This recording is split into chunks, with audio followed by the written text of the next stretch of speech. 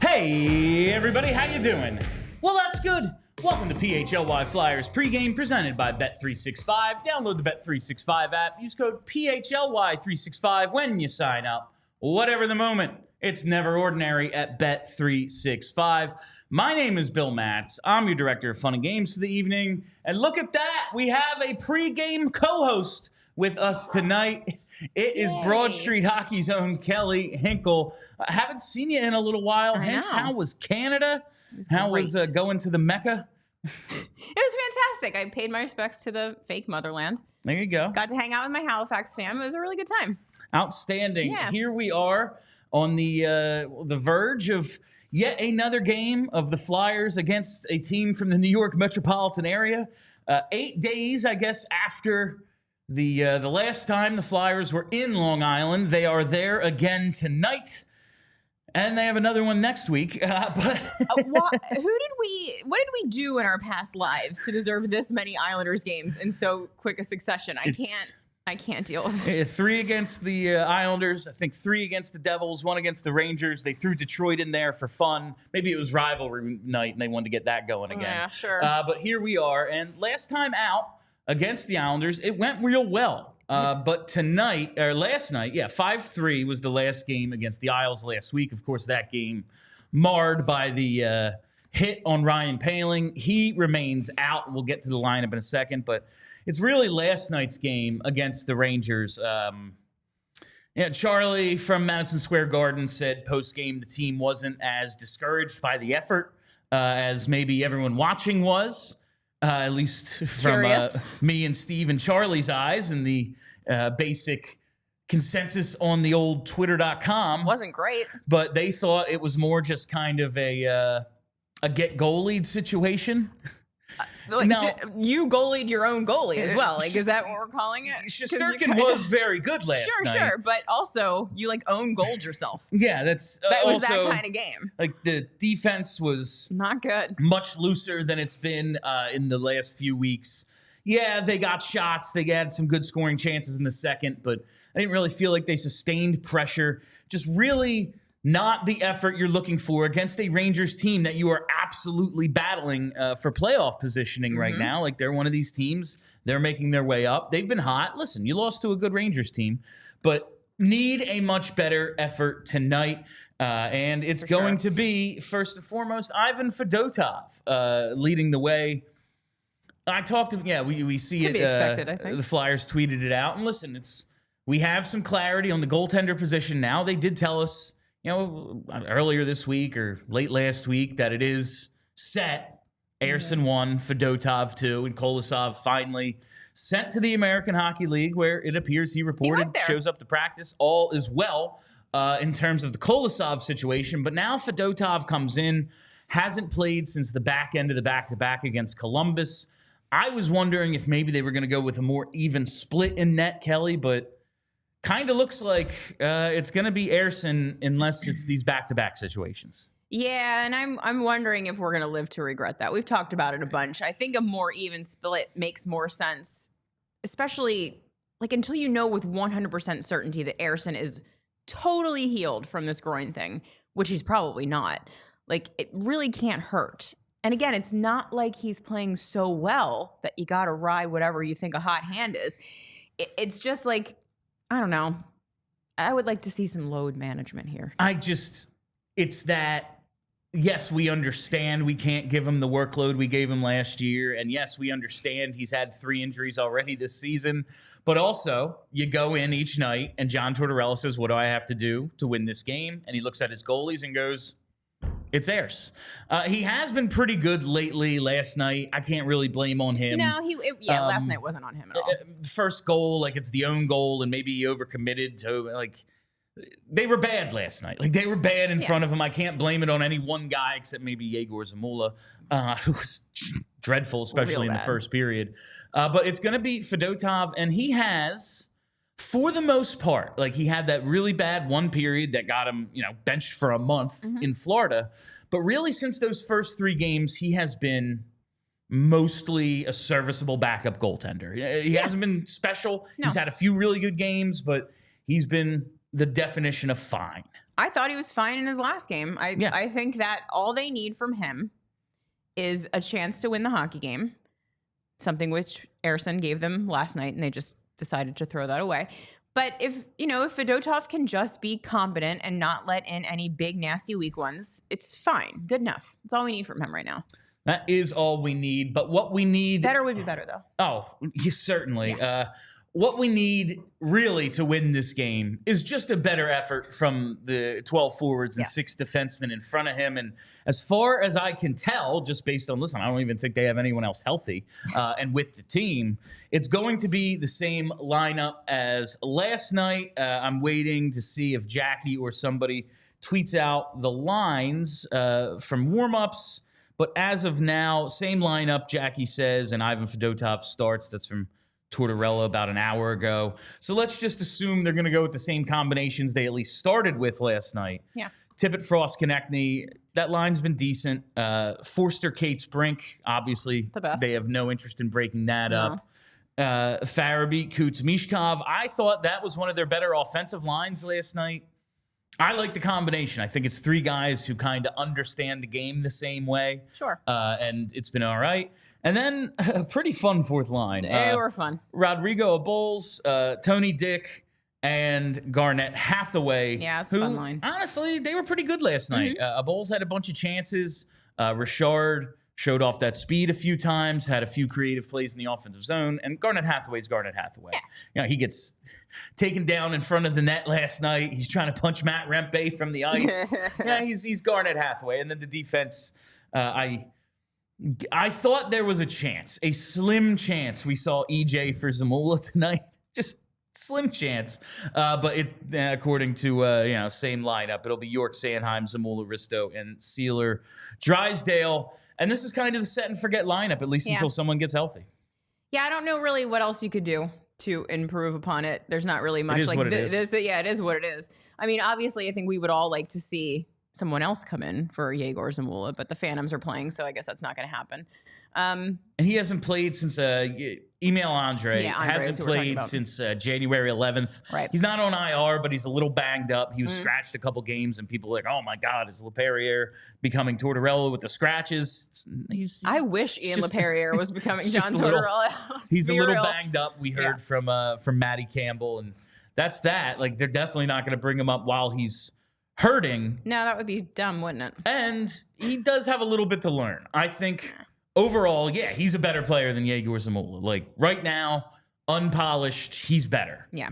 But he's also put himself in some positions to get hurt. Sure. And you don't want that. You want him to learn not to do that.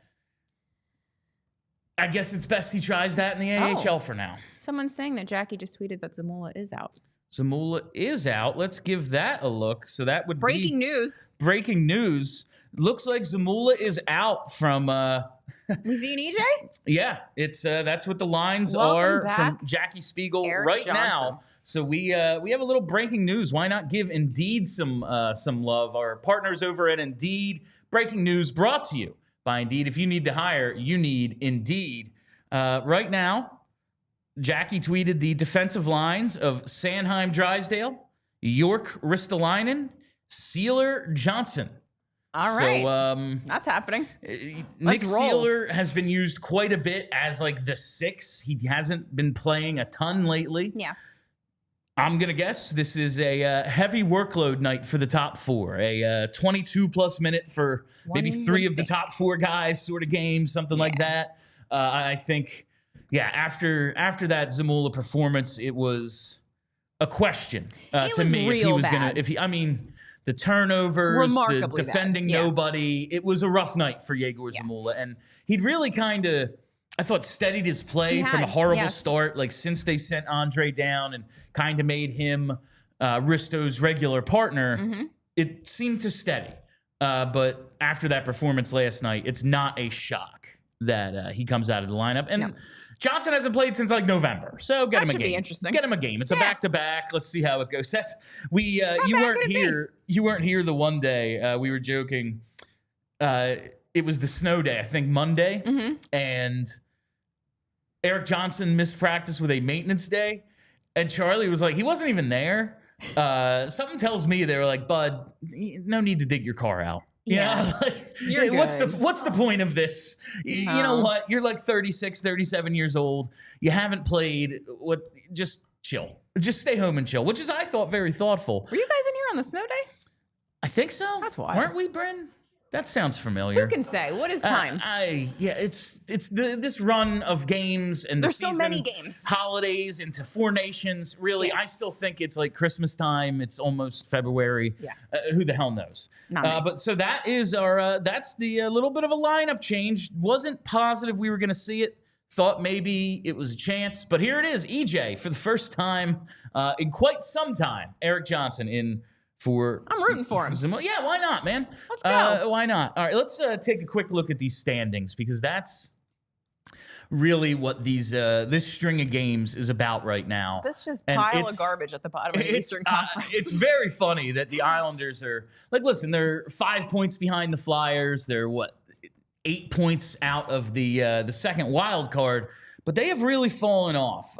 Flyers right there, 49 games played, 22, 21, and 6 with a 5-10 points percentage. Isles, 46 games. It's crazy. We have teams with like 45, 46, other teams with 50. They're 19, 20, and 7 for 489. You look at the wild card standings, like the rankings here, by points. Wild card spots are Tampa with 53 and Columbus with 53. You look at it by points percentage, the pace the teams are on. Tampa's still in that top spot at 576. It's actually the Rangers at 542.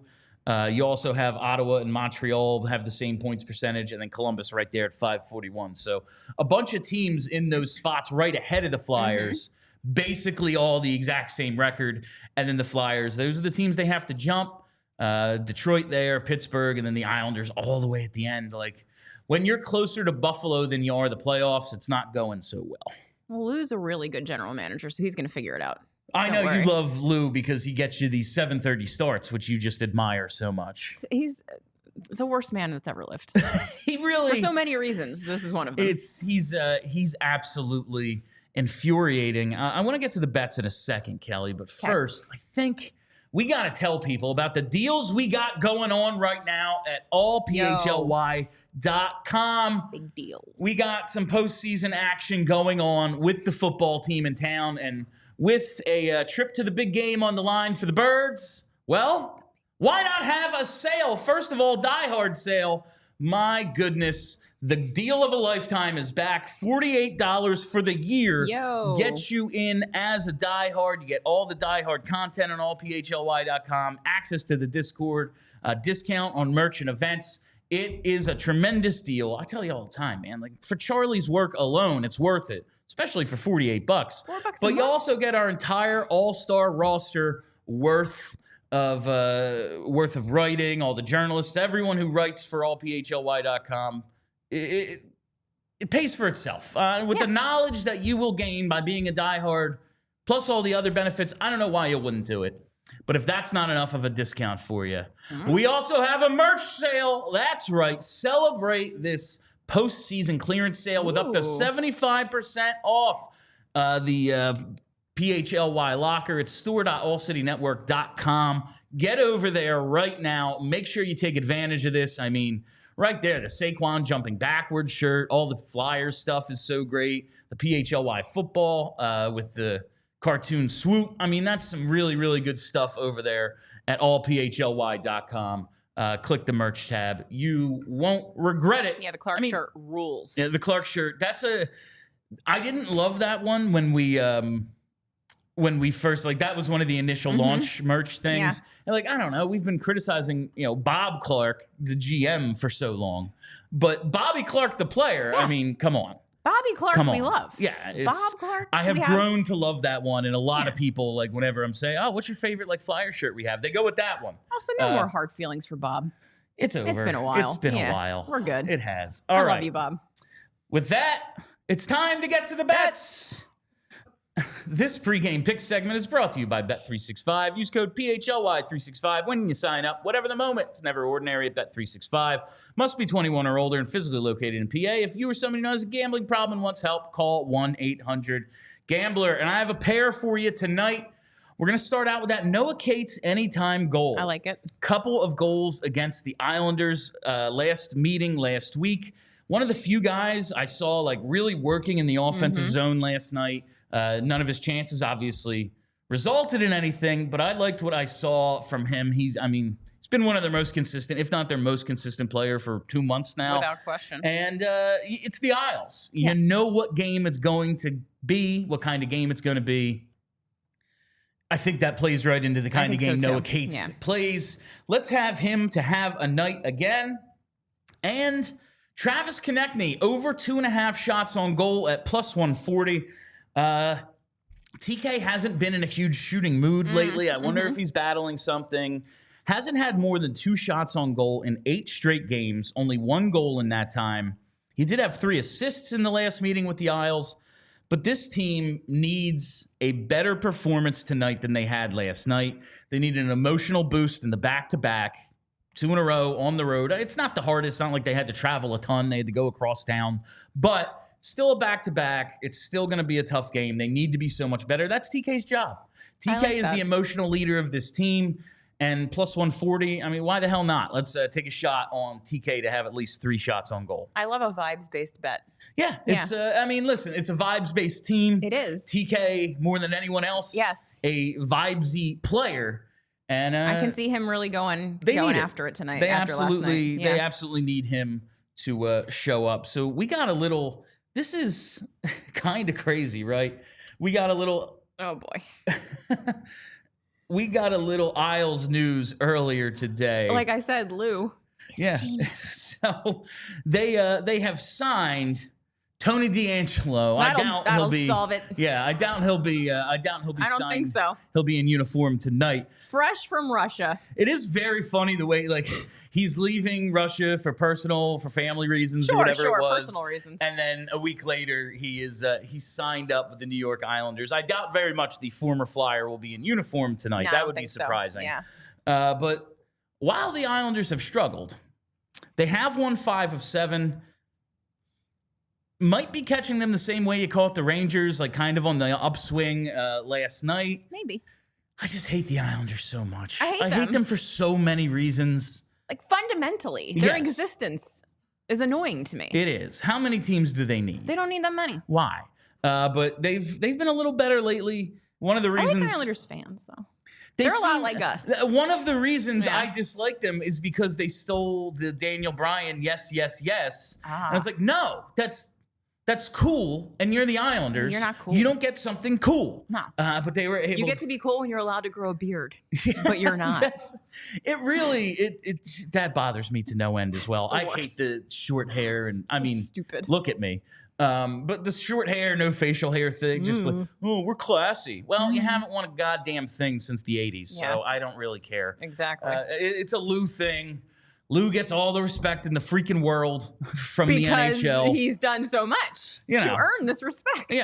That one cup 45 years ago. Basically almost put the league out of business. Sure. So he gets, obviously, all the respect. And he's the big boss, and everybody knows it. Everything he demands. He can just put contracts in drawers and not announce them for months at a time. And everything's okay when you're Lou Lamoriello. Retire. Please retire. One thing I'll say, Ilya Sorokin typically kills the Flyers. And listen, he kills everybody. He's very good. But his career numbers against Philly are like some of the best of all time. And the Flyers got to him in the last game. And he's kind of been alternating strong and subpar performances the last couple weeks. Okay. Well, he was good against Columbus the other night. He has had a few days off, hasn't played since I think that game was the 20th. Yeah. But I don't know. With the alternating he's been doing, Flyers get to him in the last game.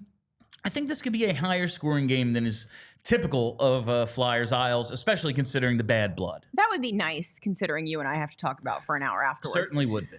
But, I mean, this Flyers team is capable of scoring goals. Like, what's-his-face came in, Shesterkin, last night on a shutout streak, and they immediately, almost immediately, took that away from him.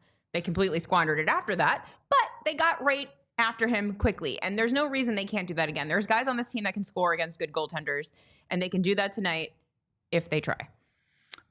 Yeah, I think this team is due for a stronger game. Now, this is, again, a little vibes-based here, Hinkle, because I go back to that Dallas game a few weeks ago where I wondered, oof, is this the start of a falling off for this team after playing pretty well, but then the goaltending just wasn't backing them up. They couldn't get anything going. Suddenly they throw in that clunker against Dallas, and it was, ooh, I've kind of been waiting for the other shoe to drop. Is it? That Anaheim game happens. Maybe they've just been riding that wave and it's running out. But I think after the sustained success they had after that, I don't think the big crash is coming, at least yet, the way it did last year. And I'm expecting this team to look a lot better than they did last night. I actually have high expectations for them tonight. I really hope you're right. But if you're not, it is a little bit concerning. Because, okay, the Rangers are technically a better team than the Flyers on paper.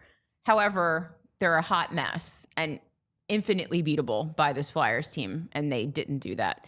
The Islanders are absolutely not as good a team on paper as the Flyers are. Apart from their goaltending, I'm not sure that they really have anything on this Flyers team. So if the Flyers aren't able to come out and just take control of this game from the jump, if they're having to claw back to get a win, if they are looking as bad defensively as they did last night, like you start to get a little bit concerned.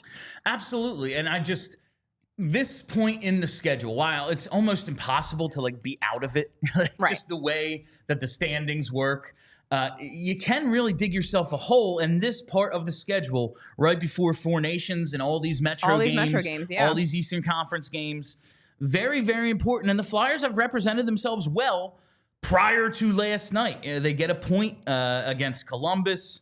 Then they win 3 in a row, Isles, Devils, Red Wings. Then the Rangers game happens. Yeah, I mean, clunkers happen, but it's all about how you come out after the clunker that I think makes a big difference. No, and because I thought it was coming a few weeks ago, and then they strung together, their best string of the season, 6-game point streak. I'm expecting that sort of bounce back again tonight. Now, if they don't, we start having the conversation. All right, what does this mean? Yeah. Does this maybe accelerate Danny's plan for the trade deadline and make you look, okay, are they really in it? Because right now, absolutely. But a few losses in a row, they have a home and home with the Devils after this. Devils are a real good team. They're in a bit of a funk right now. Looks like Jacob Markstrom's going to miss some time. And I think we'll talk about Sam Ersson and the Four Nations in postgame tonight. Yeah. It's interesting. But these next few games to me really kind of encapsulate, are you actually in it, or are you in it because the East is so bad? Yeah. And I know this is a broader subject, but I really don't think that Danny Briere is sitting around not making trades because he thinks we're going to make the playoffs. I don't think that's happening.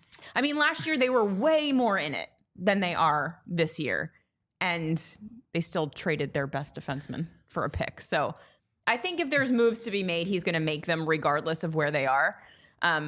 But the way the East is shaking out, the way everything is so jumbled up at the top of that wild card race, if they drop, 3 or 4 out of 10 against Eastern Conference teams, that's probably it for them. No, and it's listen, it's not as if they're in a big race with the Devils. The Devils are going to be top 3 in the division, but it is wins, it's conference wins, and it's kind of showing that you can compete with these teams. No one expects, if you go to a playoff series against the Devils, oh yeah, we're going to win that. But it just gives you a little more confidence that they're not just going to say they get a wild card spot. Right. It's not just a team that's in there because 8 teams have to make it. The way the Capitals and Islanders made the playoffs last year, and it was like, this is a waste of everyone's time, and those teams were quickly bounced. That's an interesting thought. Because like last year, I felt like if they get in, like they're probably not going to win, but oh boy, are they going to be trouble for whoever they play in the first round. I don't know if I feel that way this year, which is interesting because this year is last year plus Matvei Michkov. So like, I don't know why exactly I feel that way, but they just don't feel like a team that could do anything in the playoffs right now. To me, it comes down to dependable goaltending. Yeah, that's probably what it is. If you just don't know what you're going to get out of your goaltenders, how can you win in the playoffs? No. That's really last year, at least until the Carter Hart situation unfolded, it was, well, like we're giving up 2 goals a game. We have a really good chance with this awesome penalty kill, with the way the goaltenders, both of them are playing at the time. Maybe there's something here. Now, we don't know what the identity of this team quite is yet because they've been scoring up until the last game, really. They were putting points on the board. They were up to like 12th in the league and scoring. The teams right ahead of them are really freaking good. They're over 3 goals a game. Now it's just, can they sustain it?